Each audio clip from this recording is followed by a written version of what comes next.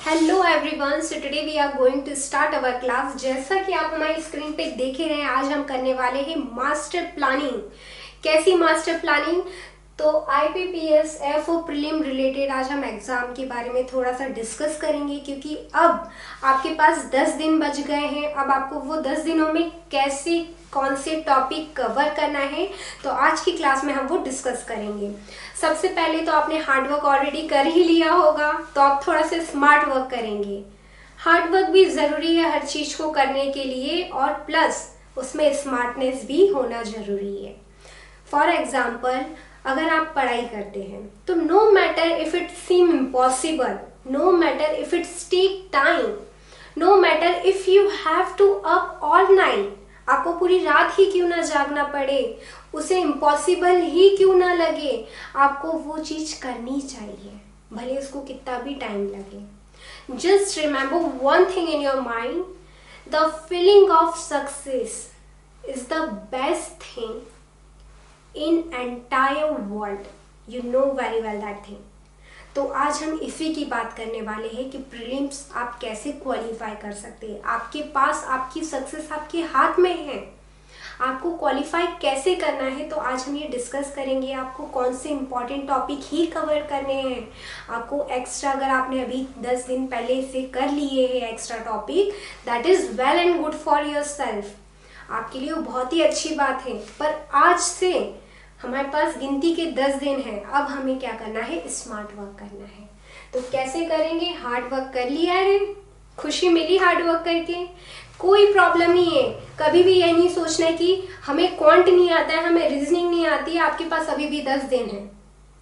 10 दिन में जो चीज़ कर सकते हो वो पूरे महीने भर भी नहीं की होंगी। पर मैं आपको गारंटी दे रही हूँ, अगर इस टॉपिक को आपने कर लिया, क्योंकि आपके पास एक प्लस पॉइंट है। वो प्लस पॉइंट क्या है कि आपको सिर्फ प्रीलिम्स में क्या करना है, क्वालिफाई करना है। That is good thing for you, क्योंकि मेंस को आपको पता ही है, मेंस का ज़्यादा वेटेज है, तो आपको वहाँ ऑलरेडी आप वहाँ ध्यान दे ही रहे होंगे। लेकिन प्रीलिम्स में थोड़े बच्चे घबरा रहे होंगे, तो आपको घबराने की ज़रूरत नहीं है। आपके लिए छाट के जो भी टॉपिक इम्पॉर्टेंट होते हैं वही टॉपिक मैं यहाँ पे डिस्कस करूँगी कि आपको किस टॉपिक को करना है, और सिंपली आपको आपके माइनस मार्किंग से आपको बचना है, और वही टॉपिक को आपको आपके हैंड से सॉल्व करना है। तो आज की क्लास में देखते हैं। सबसे पहले आपको पता ही वेटेज ऑफ क्वेश्चन, किस पोर्शन से कितना आने वाला है और किस पोर्शन से कितना। तो सिंपली अगर देखें तो इंग्लिश से आने वाली 50 question, and each question contain half marks, 0.5 marks. Okay, तो 25 नंबर का इंग्लिश आने वाला है।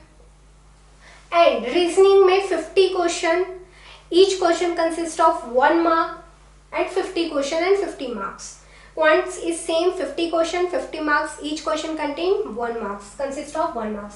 सिंपली अगर इसमें देखें तो 125 क्या है टोटल मार्क्स है, और टोटल नंबर ऑफ क्वेश्चन है 150। And you know very well each portion has 40 minute, sufficient है, क्योंकि हमें क्या करना है, सिर्फ क्वालिफाई पे ध्यान देना है। हमें उसमें एक्स्ट्रा अगर आता है, that is well and good. If you done your hard work in previous few months, so that is appreciable, because English reasoning is not your term, but you are preparing, that's the spirit of success. तो आज हम बात करने वाले quantitative aptitude की, कि simply आपको इसे हम मैथ्स पोर्शन भी बोल सकते हैं, कि सिंपली आपने जो प्रीवियस में पढ़ा है, अगर उसी मेथडोलॉजी से आप करना चाहते हैं तो बहुत ही अच्छी बात है। मैं आपको बताऊंगी कि सिंपली आपको कौन कौन से टॉपिक्स को यहाँ पे कवर करना है। सबसे पहला टॉपिक जो आपका है सीरीज। क्या है? सीरीज। तो आपको सीरीज में क्या करना है, सीरीज 5 नंबर की आएंगी।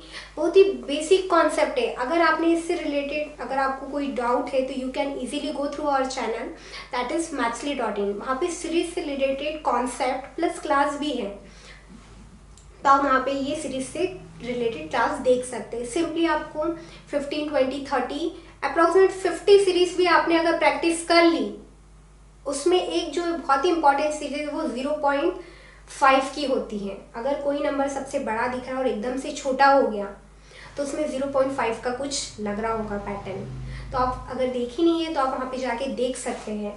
सिंपली ये आएंगी 5 नंबर की। अगर ये 5 नंबर की आ रही है तो आपको अगर कुछ बन भी नहीं रहा है तो कोई प्रॉब्लम नहीं है, एटलीस्ट आप थोड़ा सा ट्राई तो करेंगे। ट्राई क्या करेंगे,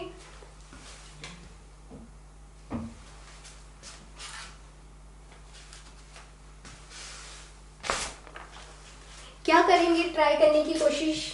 तो देखिए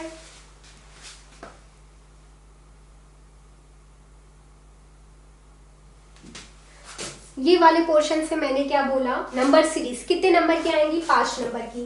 5 नंबर आपकी यहाँ हो गई क्लियर, कोई प्रॉब्लम है नहीं है। अब मैंने बोला सिंप्लीफिकेशन में से 5 नंबर आ जाएंगे। अरे सिंप्लीफिकेशन आप कर ही सकते हैं, अगर नहीं भी कर सकते हैं, स्क्वायर रूट आता है, क्यूब रूट निकालना, उसी के कंबाइंड फॉर्म में वो आपको सिंप्लीफिकेशन की 5 देगा। ओके, नंबर सीरीज अगर देखी नहीं है, करने में प्रॉब्लम हो रही है, तो आप वहाँ पे जाके देख सकते हैं। सिंपली एक जो बहुत ही नंबर सीरीज 0.5 की आपको देखने को मिलेंगी, जिसका मल्टीप्लाई किया जाता है और फिर उससे कुछ रिलेटेड एक सीक्वेंस आता है। तो 5 नंबर सीरीज आपको देखने की मिलेंगी। अगर आपने 50 क्वेश्चन भी अभी लगा लिए हैं और नहीं लगाए तो अभी लगा लीजिए, तो आपके 5 नंबर यहाँ हो गए। चलो 5 में से 1 नहीं आई, 4 तो आएंगी। वैसा ही सिंप्लीफिकेशन है, 5 नंबर का आएगा। 5 में से अगर आपका 5 नहीं हुआ तो 4 तो कर ही लोगे। Data interpretation you know very well, mix chart, table chart, circle chart, all combined chart, and they will ask you 10 question. 15 number का दिखेगा ये, या तो 10 नंबर का, 15 से 10 नंबर का DI दिखेगा।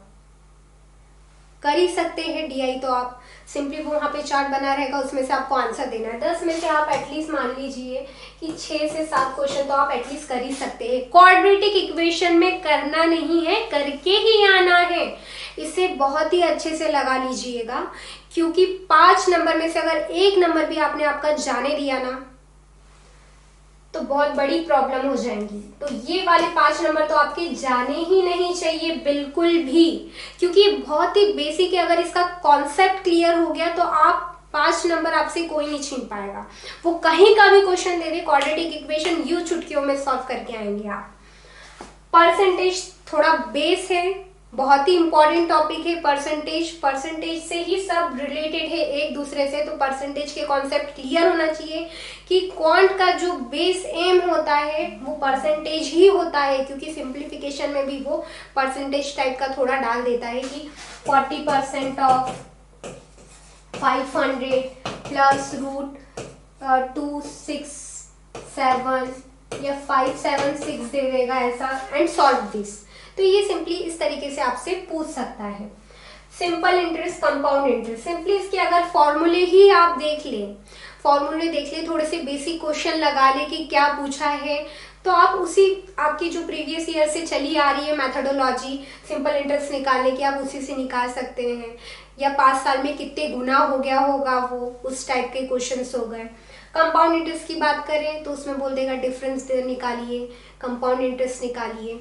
सिंपली आपको क्या होना चाहिए, उसके जो क्वेश्चन बोल रहा है वो पढ़ने की, वो मेथड क्या है वो समझने की होनी चाहिए, क्या एग्जैक्टली में वो क्या पूछा है। अगर वो पूछा वाला समझ में आ गया तो आप फॉर्मूला लगा के डायरेक्टली कर देंगे। ठीक है, प्रॉफिट एंड लॉस, ये 3 टॉपिक एक दूसरे से इंटरकनेक्टेड है, तो इसे प्रैक्टिस कर लीजिए, क्योंकि यहाँ से भी वो पूछ सकता है 3 नंबर का। एवरेज इनडायरेक्ट वे में खुद का भी एक फॉर्म है, प्लस एवरेज यहाँ से भी रिलेट करता है। तो ये आपके जो हो गए बहुत ही इंपॉर्टेंट टॉपिक, और आपको पता ही है आपको कितने नंबर लाने हैं। मैं यहाँ पे कट ऑफ पॉइंट की यहाँ पे कोई भी वो नहीं करना चाहूंगी कि कट ऑफ इतना जाएगा या उतना, बट आपको पता ही है आपको क्वालिफाई करना है तो आपको कितना पोर्शन कवर करना है। अगर आपने इतना पोर्शन भी कवर करके चले गए तो आपको कोई भी नहीं रोक सकता है क्वालिफाई होने से। ये मेरा सिंपल सा जो पैटर्न था, जो भी उसमें जो टॉपिक्स थे, आप इतने ही टॉपिक अगर कवर कर ले तो it's sufficient for your exam.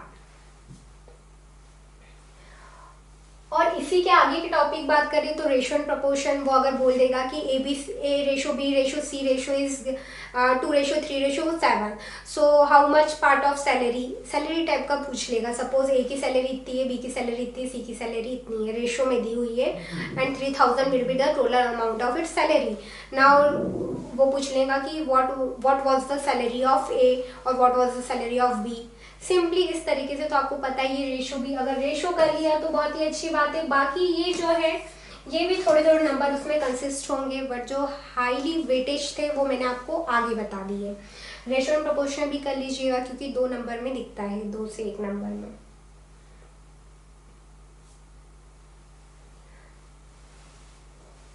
Now reasoning. Reasoning में भी बहुत ही सिंपल सा, जैसे कॉन्टमेंट लगाया वैसे ही लॉजिक रीजनिंग में भी लगेगा। अल्फा न्यूमेरिक सीरीज आपको 2 से 3 नंबर में दिखने को मिल जाएंगी वहां पे। कोडिंग डिकोडिंग की अगर बात करें तो 5 नंबर की दिखेंगी, 5 से 4 नंबर की कोडिंग डिकोडिंग दिखेंगी। और कोडेड इनइक्वलिटी की बात करें तो ये 5 नंबर की आपको दिखेंगी ही दिखेंगी। तो ये आपको छोड़ना नहीं है क्योंकि कोडेड इनइक्वलिटी क्या है, बहुत ही इंपॉर्टेंट टॉपिक है यहाँ का, जहाँ पे आपको 5 नंबर आपके हैंड में होंगे।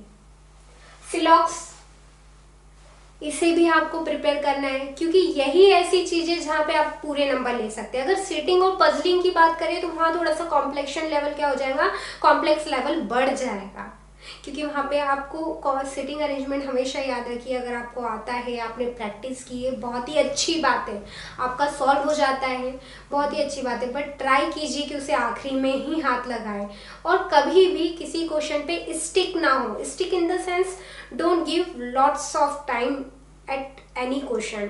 ज़्यादा टाइम आपको उस पर वेस्ट नहीं करना है, क्योंकि अगर आपने वहाँ वेस्ट किया तो आपका कोई और क्वेश्चन आ रहा होगा तो वो आपके हाथ से चले जाएगा। तो सिंपली जो क्वेश्चन आ रहे हैं पहले उससे अटेम्प्ट कीजिए सिस्टमैटिक मैनर में, जो जो आपने किए उस टॉपिक के क्वेश्चन कीजिए, then you touch another questions. इसको बोला है लास्ट में करना है आपको। रैंकिंग में से 1-2 दिख जाएंगे, सिलॉक्स में से 5, इनपुट आउटपुट में से 4 से 5 नंबर आपको दिख जाएंगे। एक इनपुट दे देगा, उसके अकॉर्डिंग आपको सिस्टमैटिक मैनर में जमाना है और फिर आपको वो कुछ अरेंज करना है कि जो भी मशीन बोली होंगी उसके अकॉर्डिंग आपको नेक्स्ट वाले इनपुट को अरेंज करना है। डाटा सफिशिएंसी, पहला वाला दूसरा वाला में कंसिस्ट है कि नहीं, कंबाइंड फॉर्म में देगा वो। ये भी थोड़ा सा ब्लड रिलेशन थोड़ा देख लीजिएगा।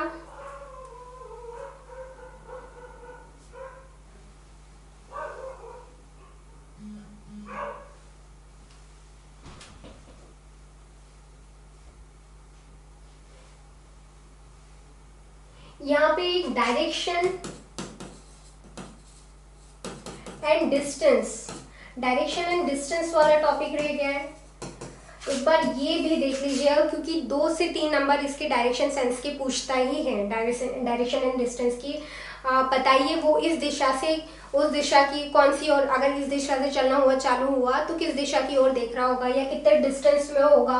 तो ये जो है direction and distance, input output हुआ। जो रैंकिंग एंड डायरेक्शन, रैंकिंग भी पूछता है, पजल और इसका भी पता चल गया, सिलोजिज्म कोडिंग डिकोडिंग पता चल गया। एक आती है एनालिटिक रीजनिंग, उसका पोर्शन मैंने यहाँ पे नहीं बताया है, आपको सिर्फ ये वाला पोर्शन बता है। जो इम्पोर्टेंट है आप वही कीजिए, एक्स्ट्रा चीजों को हाथ ना लगाइए, क्योंकि आपके पास जितने कम दिन बचे हैं उतना आपका जो हो रहा होगा दिमाग क्या हो रहा होगा, थोड़ा हाइपर कि हाँ यार इतना किया है इतना नहीं किया है। तो simply calm down and be work as an smart. Okay, smart work करो हमेशा। अब इंग्लिश की बात करते हैं। इंग्लिश में होमोनिम्स, सिनोनिम्स, एंटोनिम्स थोड़ा देख लीजिएगा। और सबसे पहले इंग्लिश का आपको पता ही है कितना जाता है कट ऑफ, मैं इसे बताऊंगी नहीं, लेकिन आपको खुद ही पता है। अगर आपने प्रीवियस ईयर चेक किया होगा तो उसी हिसाब से आपको इंग्लिश को हाथ लगाना। अगर आपकी इंग्लिश अच्छी नहीं है और बहुत ही अच्छी है तो बहुत अच्छी बात है, अगर अच्छी नहीं है तो आप सिर्फ क्या रीडिंग स्किल पे आपकी ध्यान दीजिए। जो कॉम्प्रहेंशन आएगा, आरसी होगा, आप उसी में से आपके जो नंबर है कवर कर सकते हैं। अगर आपकी रीडिंग स्किल अच्छी है, 1-2 बार स्पीड अप में पढ़ लीजिएगा, समझ लीजिएगा। उसमें जो भी क्वेश्चन 10 से 15 नंबर का रीडिंग स्किल तो आएगा ही, कॉम्प्रहेंशन है ना, रीडिंग कॉम्प्रहेंशन। तो यहाँ पे आप आपके मार्क्स क्या कर सकते हैं, कवर कर सकते हैं। एरर डिटेक्टिंग के वो 5 पॉइंट बोल देगा कि एरर डिटेक्टिंग कीजिए, कहाँ पे कौन सी एरर है ना। एक्टिव पैसिव वॉइस टेंसेस में से वो थोड़ा पूछ सकता है। फिलिंग द ब्लैंक्स आपको पता ही 5 नंबर के एनी हाउ दिखेंगे ही दिखेंगे, सेंटेंस करेक्ट और एरर डिटेक्टिंग ये वाले पार्ट आपको पोर्शन दिखेंगे।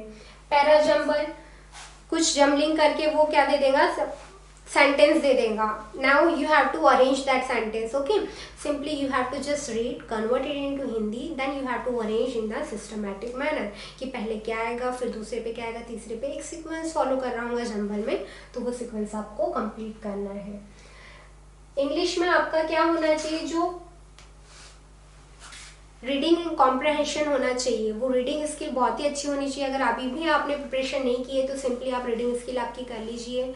थोड़े 1-2 मॉक टेस्ट लगा लीजिए, 1-2 नहीं एटलीस्ट 10, क्योंकि 10 डे बचे, 10 डे ठीक है, 10 डे मॉक टेस्ट लगा लीजिए.